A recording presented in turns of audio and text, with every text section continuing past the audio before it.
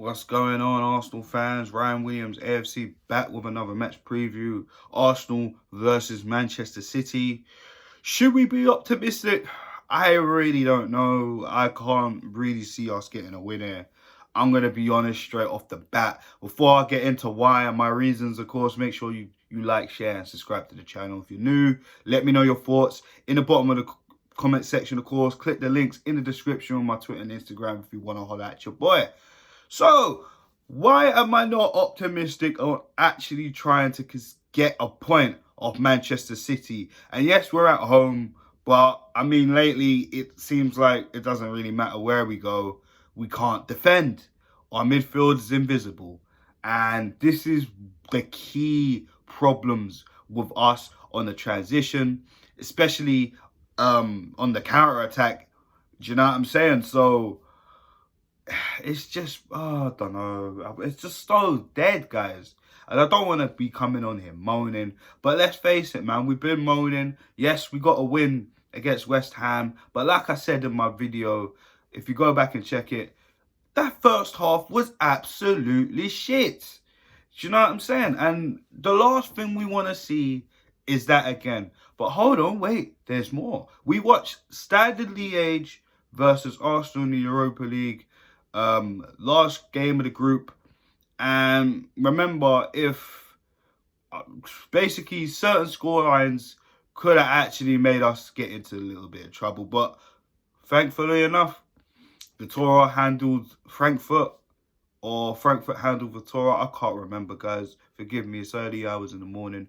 On top of that, you know, we edged it, we got out of it. Bukayo Saka stepped up in the second half and we're through. But again, the same.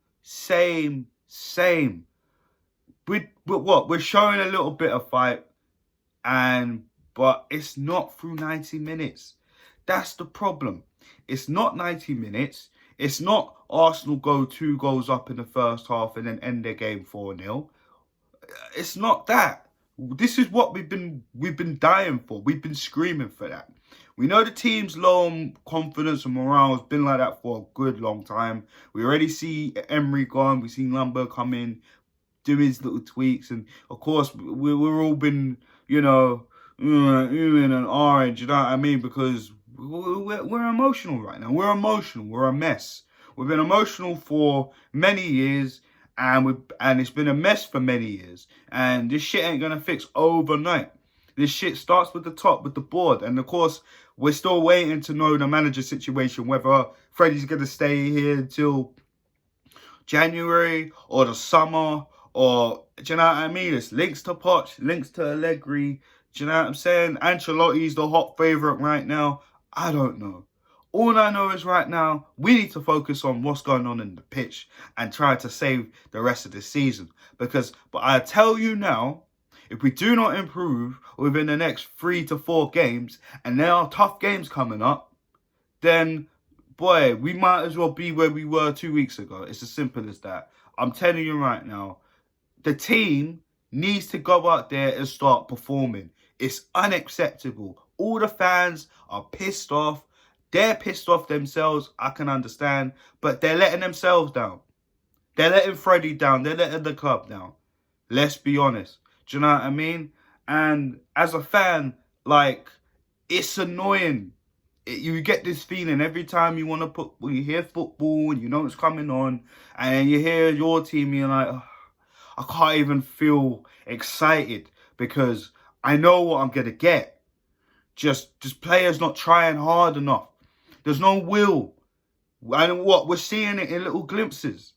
It's not good enough, Arsenal. It's not good enough. Manchester City will take advantage, regardless of their defensive situations right now. They got their best centre-back, who's injured, who's been injured for the majority of the season. They got probably their best holding midfielder since probably Yaya Toure. That's debatable if anyone wants to talk about that Yaya versus Fernandinho. I prefer Yaya. As much as I like Fernandinho, they got him playing centre-back. Next to Otamendi, John Stones went down with an injury. They got a crisis there. But guess what? They haven't got as bad as a crisis as we do. Because why? Because it's funny enough, we have defenders that are fit, but they can't stay on their fucking feet for too long. Their position is piss poor, etc. The midfield is non-existent. And this is the biggest issue for me. As well as the defence, the midfield seems to get run through, ragged out like an old flannel. It's as simple as that. I actually do not know what to say about this midfield. It is piss poor. Terrell, Xhaka, Guendouzi, Willock, all the guys who were playing in midfield need to step it up. Mesut Ozil needs to step it up. Lacazette needs to step it up. Aubameyang needs to... Everybody needs to step it up. The only people that have stepped up recently is Pepe, Martinelli, and Saka. Everyone else, and Chambers, my ad. I can't forget about Chambers. And Leno. Everyone else has been shambles. Everyone else has been shambles. If there's anyone that you think I'm wrong about, leave it in the comment section. I'd love to know your views and opinion, guys. But still, it's not good enough. It's not good enough. So, this Man City game, listen, let's be real, man. We just got to go balls deep. We just got to get at them. Manchester United did it at the Etihad last weekend. And, boy, that was different. Even seeing that and knowing, and I had a feeling Manchester United will probably overtake us.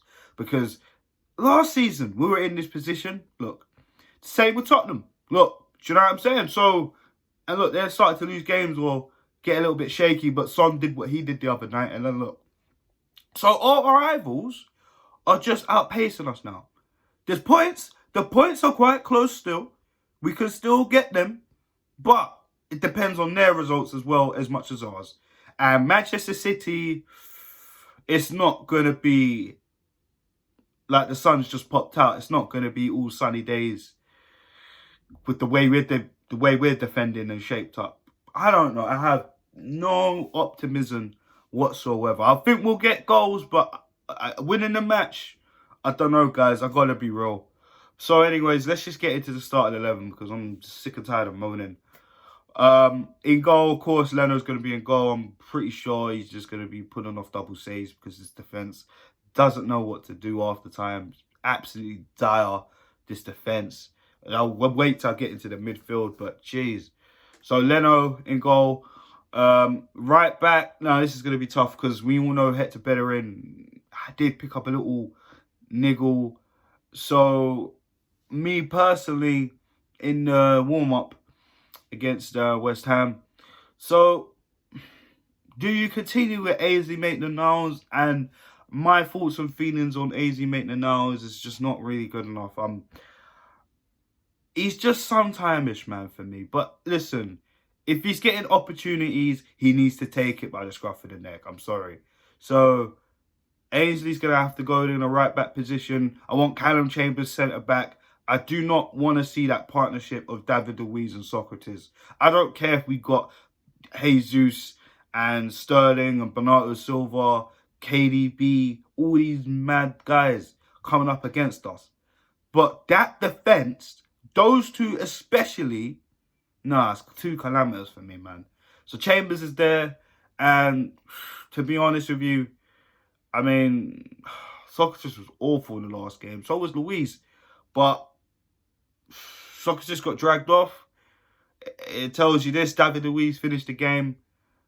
We're probably going to have to stick with David Luiz on this one. I'd rather none of them. I'd rather hold him. But apparently he's injured. I don't know how true that is. Let me know your thoughts in the comment section. I did check the app and the website. One thing saying the other, which is a bit odd. So I don't really know, to be honest with you. So forgive me, guys. The same with Kolasinac. I don't even know what's going on. I actually do not know what's going on. Is he still injured? I hope not, because we're going to need him. I can't risk Bukayo Saka playing wing-back again. And I know we were pretty much down to the scraps in the Stade de Liège game. So I'm going to, hopefully, if he's fit, I'm going with Sead Kolasinac. He has looked a little better since he's come back in the team. I know I moaned about him recently saying, oh, he's not as sharp as he used to be. But it's going back. There's been times where he's been good, you know what I mean? I guess I just haven't been happy because of the end product. But, you know, at the West Ham game, he delivered. You know what I'm saying? A wonderful ball in for Gabriel Martinelli. And Gabriel Martinelli took the goal. So, you know, that's 1 assist. Hopefully Colour can continue that, because we have been watching him and it ain't been great. So, you know, with Tierney out injured on the sidelines, what can you do, Kolasinac, other than try and prove yourself into the first team? So Kolasinac is there. Now, let's get on to the calamitous midfield. And the reason I'm calling it calamitous, because I'm sure you heard the 2-minute rant I had in the beginning of this video. Ah, jeez. I don't know where to go with this. So, boy, it's 4-2-3-1 for me. We got to go at City. We got nothing to lose other than, what, being 9th. I mean, at this rate, I told you already, I don't even think we'll get Europa League if we continue like this. Honestly. But anything can happen. I don't know. Arsenal could change my mind. They could try. We'll see. So anyways, midfield.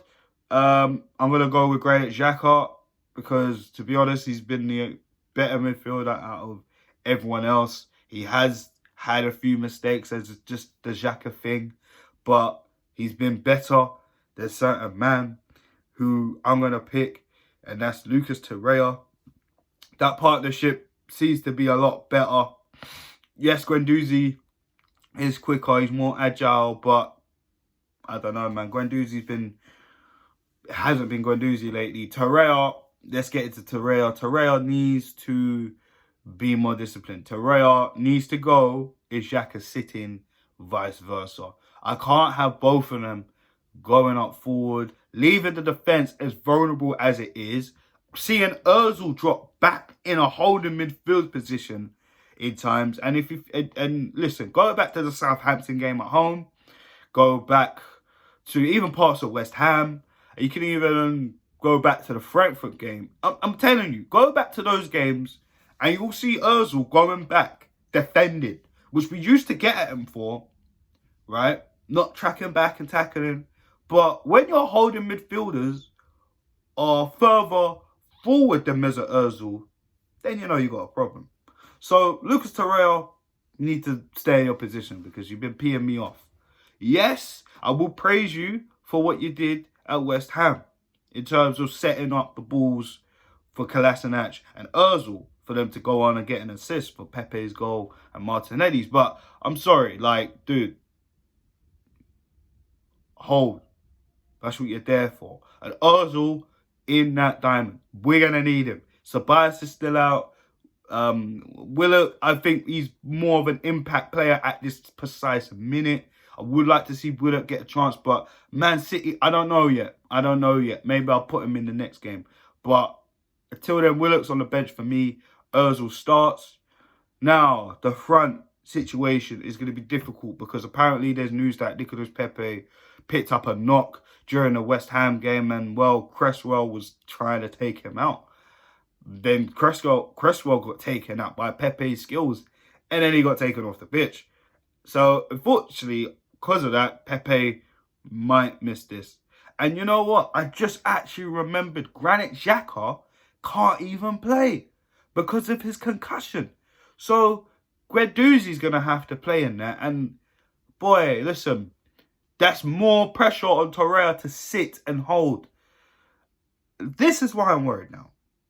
And I'm not saying, I want Torreira out or Guendouzi out, etc. I'm just saying, look at City's midfield compared to ours. And we ain't been on the best of form. And we've been saying our midfield is like, I don't know, frozen on ice. Literally, you can just skirt through it. Simple as that. So, Guendouzi, Torreira, apologies, I completely forgot. Xhaka had to come out this game because of the concussion protocol, which he did suffer during the West Ham game when the ball was accidentally kicked in his head. So, he's out for this one, of course. Yeah, Ozil, like I was saying with Ozil, he needs to be creating. He's the most creative player we have. So, yeah. And the strike force, which like I was just saying, like I was already irritated. Pepe might be out, sorry. What do we do? I tell you what we do if he's out. Now, this is the front three. If he is fit, the front three remains the same as it was at West Ham. Pepe on the right, Bama through the middle, Gabby on the left. But if Pepe is not able to play or possibly going to start out on the bench. I can't see him starting Reece Nelson as much as I'd like to see Reece Nelson come on and have a go. But I think it might be a bit much for him, maybe. But then again, I mean, we need to be testing our youngsters out. I'm seeing Joe Willock come out and play against opposition. So, for me, if that's not it, then probably we're going to have to see Abba on the right, Martinelli on the left, and Laka through the middle. I mean, that's probably as best as it can get. We got Nelson on the bench. We got Saka on the bench. I want to give Saka a little bit of rest, you know what I mean? Because he played the whole 90 minutes in the Stade de Liège game. And let's look at the gap between Thursday to Sunday. It's not really much rest time, let's be real. So Saka could probably come off the bench and be an impact player for me. And yeah, man. So guys, let me know your thoughts in this video. I'm sorry for the botches. I completely, forgot about the Xhaka situation. Literally, I just woke up, got ready, and then, just started recording. Do you know what I'm saying? So forgive me. But anyways, guys, you know me, we keep it raw out here, keep it original. So guys, if you like what I'm saying, of course, hit the like button. If you don't, obviously, you know what to do. Hit the comment section. Let me know your thoughts in the comment section. And what's your team? Do you agree with me or not? Hit the links in the description if you want to get in contact with me. And guys, stay tuned for the match review of Arsenal versus Manchester City. And my scoreline prediction, as I always do at the end of the video. Ooh, boy, I'm chattering like I'm cold and I'm really not. I'm chattering because I'm scared and I'm worried for this Arsenal midfield. If we can get our act together, right?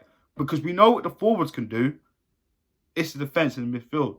Then we might be able to get something. I didn't say 3, but I'm not definitely saying not 1. But I'm just saying we might be able to. But, again, we could not take Manchester City lightly at all. So this is, unfortunately, I'm just going to have to go against us now. Because this midfield, I don't trust it. Especially with the likes of Xhaka out, who's probably been our best midfielder in the last couple games since he had his sporadic moment. Not my personal favourite player. You've heard me talk about it a couple times on this channel, but he's shown better than Torreira has, which is annoying because we've seen Torreira play exceptionally well in his defensive midfield position for his country, but we're not seeing it with Arsenal this season, at least. Last season we saw it. When he came back, he didn't look the same. This season, he's been told to go further up the pitch. Freddie, tell him to stay back. We're gonna need him. It's as simple as that. Guendouzi needs to be more sharper on the ball. Pass the ball quick. It's as simple as that. Release. Ozil, same thing with you. You need to be the maestro in this game. We need you. The forwards, you know what to do. Consistency, consistency, consistency. And the defense needs to be on point. Yeah? I mean on point like he just sharpened the pencil. So, listen, it needs to be sharp. No mistakes. No jitteriness, and not put Eleno in a bad position. Eleno, distribution, improve. Other than that, I think it could be a close one if we get our shit together. So, unfortunately, I'm probably going to have to go against us, like I said. By the smallest margin, I'm going to go 2-1 City, I think. Honestly, guys, I don't see us winning this game. It's sad to go against Arsenal, the club that you love. But, again, we haven't been making it ourselves any easier for me to even say we're going to win. I'm sure a lot of other YouTubers are saying Arsenal going to win, this, that, and the third. And listen, I want Arsenal to win, of course. But I got to be real. It's Manchester City. Regardless of their defensive situation, we look worse. Remember, we are both on the same amount of losses this season. Both on 4. And look where they are. Please like, share, and subscribe, guys. Peace.